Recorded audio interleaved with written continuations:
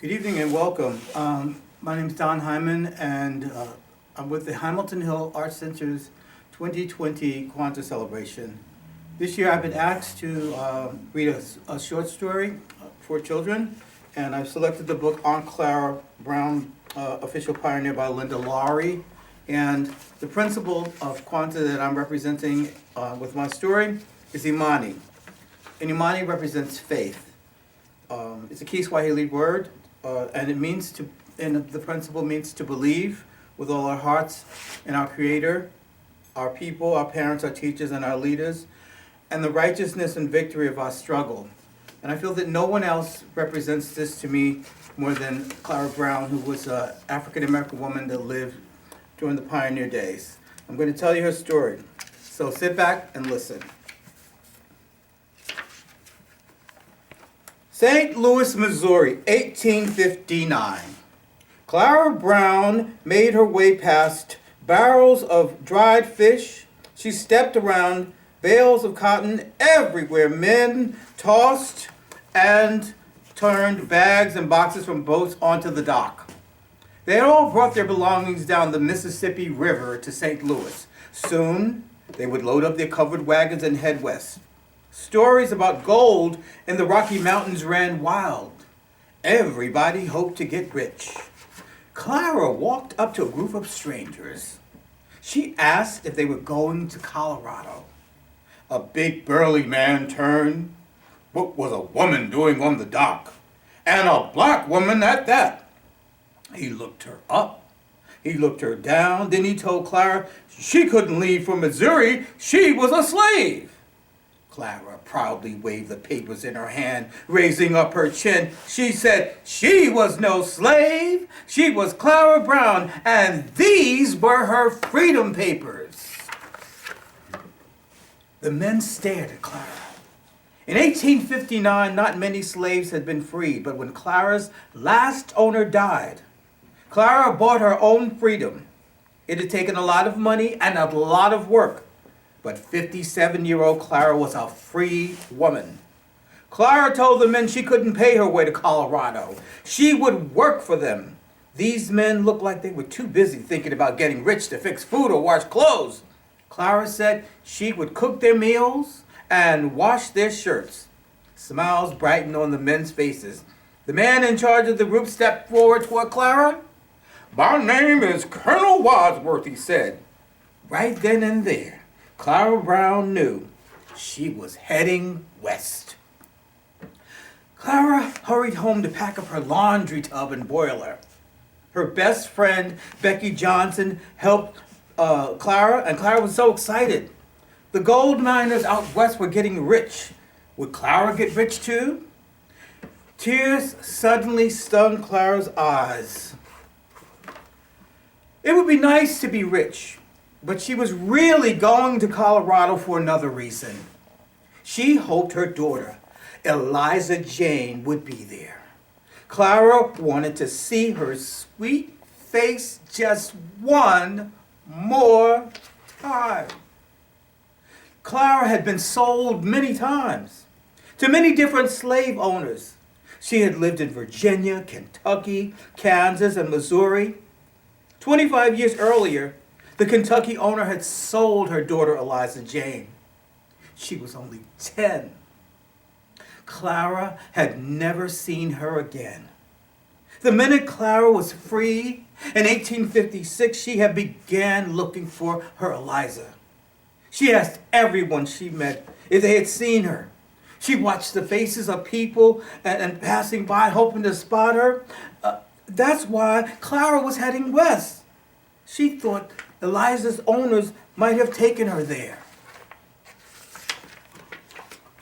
The next morning, with loud shouts, Oxnorts, the wagon train pulled out. Every wagon was piled high. There were heavy tools for mining. There were bags of flowers and rice, bushels of apple, boxes of tea. Most of the men came along. Few brought their wives. Clara took care of everybody. Every day she cooked the meals over the campfire. She hung buffalo meat to dry into jerky. Jerky is what we take a way that they preserved meat in the good old days with salt, because they didn't have refrigeration. So that's what jerky is. So she hung the buffalo meat and the jerky to dry. And when people got sick, Clara nursed them with teas and herbs. Still, the men did not know how to treat Clara. She was not allowed to ride in the wagons. Every day, she walked beside the oxen. At night, the men argued about whether slaves should be free. They argued about where Clara should sleep. Should she sleep in the wagons with the other women? Should she sleep outside with the cattle? Clara ended up sleeping on the ground under a wagon. She walked 680 miles.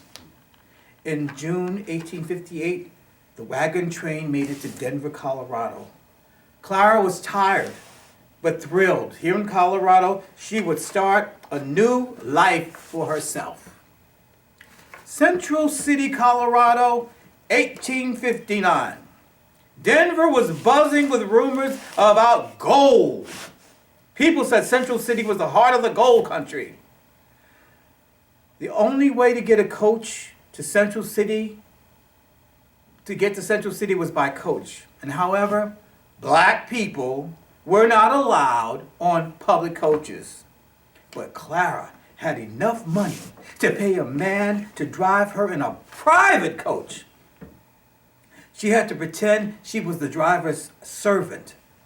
No one could know she paid him for a ride. She was breaking the law. She could go to jail. But luckily, Clara and her laundry tub arrived safely. Central City, Colorado, miners carried guns. Fist fights broke out on street corners. It was hard to sleep. People seemed to just be going crazy striking gold. Still, Clara was happy to be there, and she set up shop within a few days. Clara's laundry was the first in Colorado. After all those years working as a slave, Clara had become an excellent laundress. Now, this was in the days before laundromats and washing machines. You did it by hand and in water, and you used a basin, and you had to rub it and scrub it. It was hard work. But once you became a laundress and you were excellent at it, you had a skill that many people did not have, but they needed it. Gold miners flocked to her laundry. This was a lot of money at the time. She was making 50 cents a shirt. And in 1859, 50 cents would buy 5 loaves of bread. And Clara quickly learned how to get her money to make more money for her. She bought land in Denver, Boulder, Idaho Springs, Colorado. She bought 7 houses in Central City. And within a few years, she had $10,000 in land and money. Clara Brown was rich. Still, every day, she waited for news of Eliza Jane.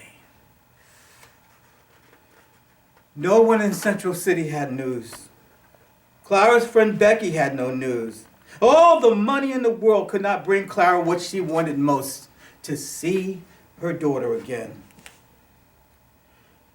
Slavery ended in 1865. Soon after, all slaves were freed in the United States. Clara decided to look for her daughter one more time. She would go to Kentucky. That's where Eliza Jane had been born into slavery. That's where Clara hoped her daughter would be. Kentucky, 1866. Clara shut down her laundry and made the long trip back to Kentucky. People who had been slaves had no idea where to find work. They had no homes and no money in Kentucky. Some of them were living in camps. Clara met many freed slaves. She asked them all, do you know Eliza Jane? Have you seen my Eliza Jane? She traveled from town to town. She went from camp to camp. No one seemed to know her daughter. Clara felt lonely and lost. Her heart broke over and over again, and there was no news of Eliza. All through her life, Clara had believed that's where that principle of Imani comes in. Believing in our Creator, the righteousness and the victory in our struggle. Believing. All through her life, Clara had believed that God helped her in hard times. So, she asked God to show her what to do. Her prayers told her to start a whole new family. And it would be a family like Clara and Eliza. They would be people who could not find their parents or children. Clara counted her money, and she had enough to bring 26 freed slaves back to Colorado with her. They were relatives and they were strangers. With Clara in charge, her new family headed west on a wagon train. And this time, everyone's fare was paid, and they rode in the wagons. Nobody walked. In 1860, there had only been 23 black people in all of Denver. Just 6 years later, Clara came home with her family of 26. In return, they all spread the word about Eliza Jane. Clara was growing old. She needed money to take care of herself because many people had cheated her out of her land and houses, and much of it was lost in a flood. Still, she felt rich because she had so many people. She had helped so many people. And it was a law in Colorado that anyone who was settled before 1865 was an official pioneer. We said Clara came in 1859, right? She did. And she set up her own business. If they did, they got a pension. And Clara was getting old and she needed help. But there were some strange rules. All official pioneers had to be white and they had to be men. So Clara was not white and Clara was not a man. But she was a pioneer. And she became famous for her kindness. Everyone called her Aunt Clara Brown. She helped everybody, whether they were, regardless of the color of their skin. Clara talked to some friends, and they wrote letters to the newspaper. They gave speeches about Clara's problems. And guess what happened? The rules were changed. There goes that Imani, that faith again, believing that you can change things. Aunt Clara Brown became the first official Colorado pioneer who was not a white man. She received the pension she deserved. When Clara Brown was in her 80s, she got a letter from her old friend Becky Johnson. Becky had moved to Iowa. And Clara's eyesight wasn't that good, and she squinted to read Becky's news.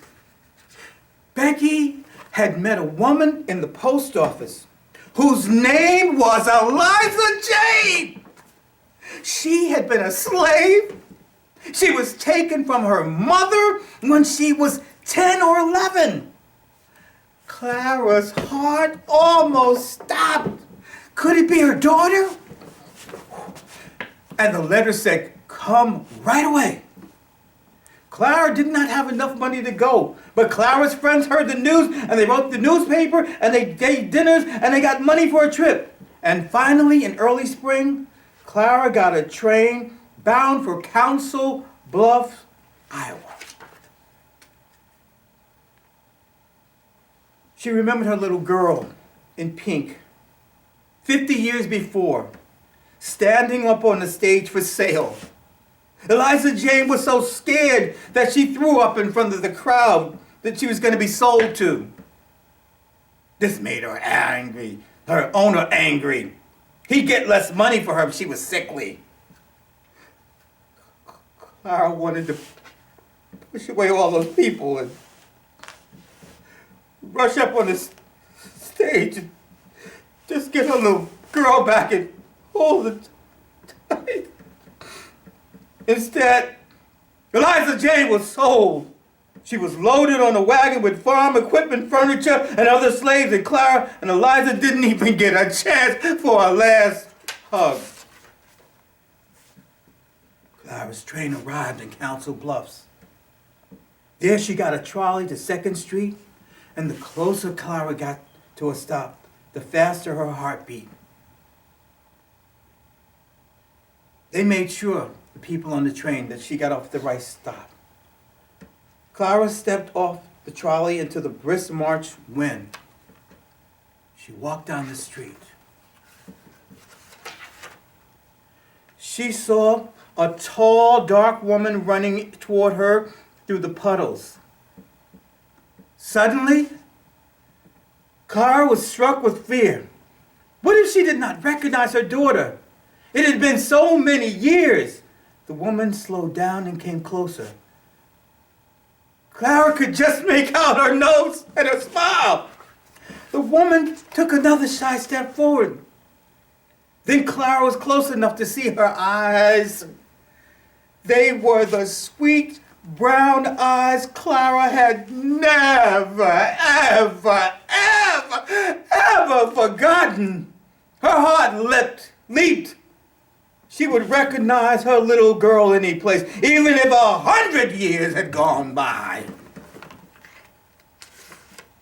Clara opened her arms. Eliza Jane fell into her embrace. Clara felt like the richest woman in the world.